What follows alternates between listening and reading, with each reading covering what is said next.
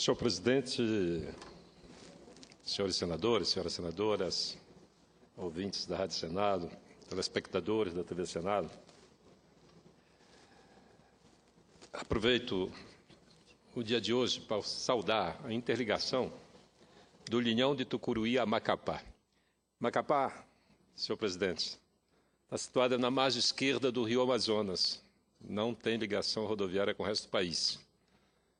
É uma região muito isolada e eu vou falar dessa interligação ao Sistema Nacional de Energia, que é um acontecimento da maior importância para o desenvolvimento do nosso país e especialmente para o desenvolvimento do Amapá. A interligação começou com o leilão em 2008, graças ao decreto 6267 de 2007 da Presidência da República, amparado no disposto na Lei 9.491, de 9 de setembro de 1997, que instituiu o Programa Nacional de Desestatização. Eu quero fazer aqui um histórico para que a gente possa ter uma conclusão definitiva, para sabermos como esse grande acontecimento se deu, quais os fatores que determinaram a realização dessa grande obra. O Linhão de Tucuruí-Macapá, que deveria estar concluído em 2011, mas o processo de licenciamento ambiental foi complicado e a construção demandou ainda muito mais esforços para que se começasse a obra. A maior dificuldade foi a logística da região. Para os brasileiros que não têm uma intimidade com a Amazônia, eu poderia comparar a floresta com o mar. Vista de cima, a floresta amazônica é o mar verde, é algo fantástico que precisa que todos nós brasileiros nos comprometamos com a sua preservação. Esse é um projeto de grande envergadura. Esse linhão é algo fantástico da engenharia.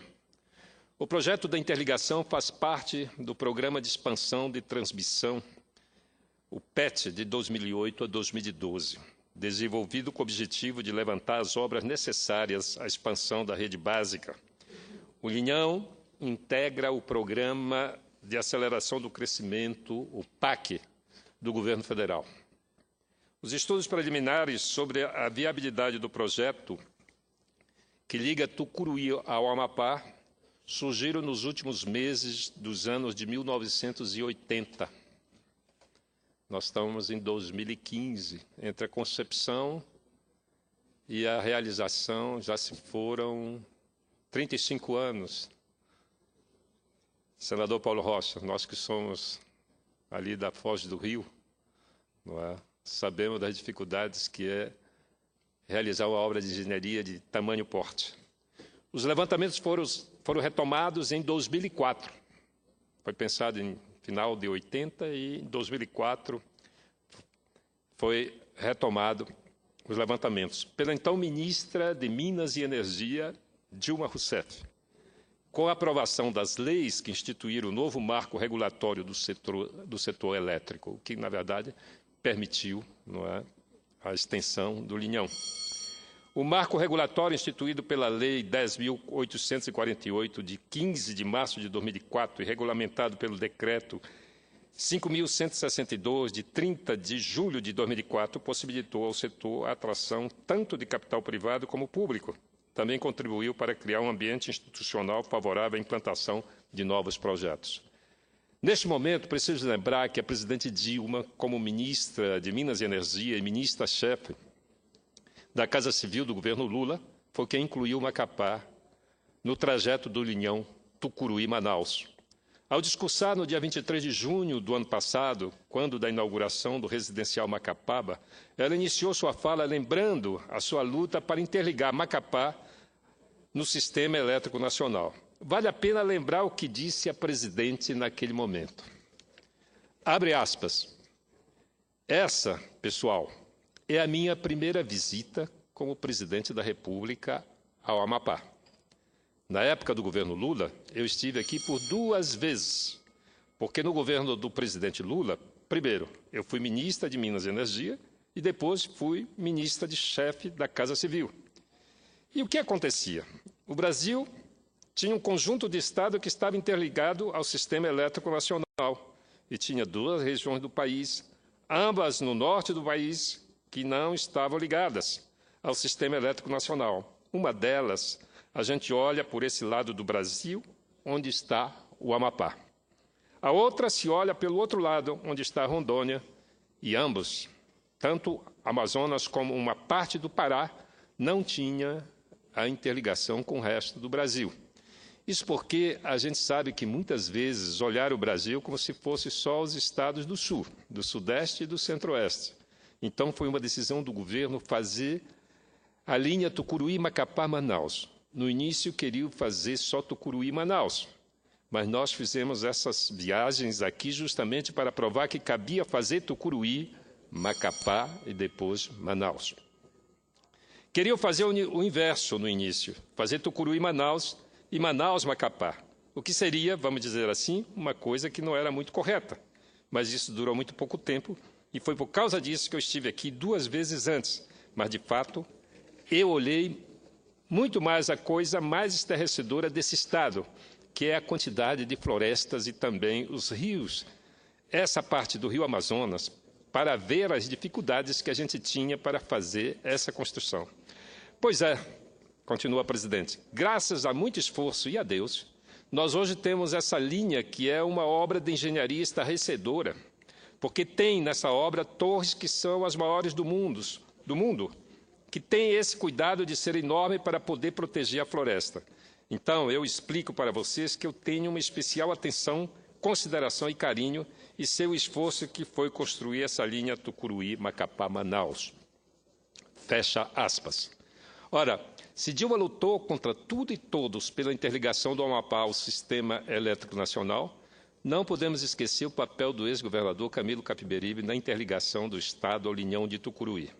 Foi ele que efetuou a quitação da dívida da SEA, da Companhia de Eletricidade do Amapá, ao resgatar a credibilidade do Estado e acessar, junto ao Banco Nacional de Desenvolvimento Econômico, o BNDES, R$ 1,4 bilhão para garantir o pagamento integral do débito da companhia. Nesse aspecto, eu gostaria de declarar que contou integralmente com o nosso apoio, com a nossa presença aqui no Senado, uma articulação com o Ministério da Fazenda e o Ministério do Planejamento para que isso se tornasse realidade.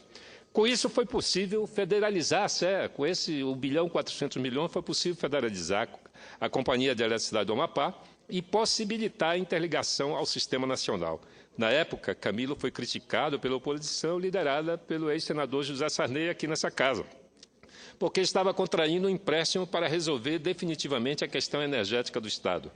Durante o período eleitoral, o atual governador Valdez Góes mentiu aos eleitores ao dizer que a obra não tinha saído do papel, a obra estava pronta em dezembro. Mas hoje a sociedade pode ver o resultado. Alguns bairros de Macapá já estão sendo energizados a partir do sistema nacional. Vale lembrar que a questão energética do Amapá se agravou na década passada nos 2 governos de Valdez. A dívida da SEA junto à União deu um salto de 95 milhões em 2002 para mais de 1,4 bilhão em 2010.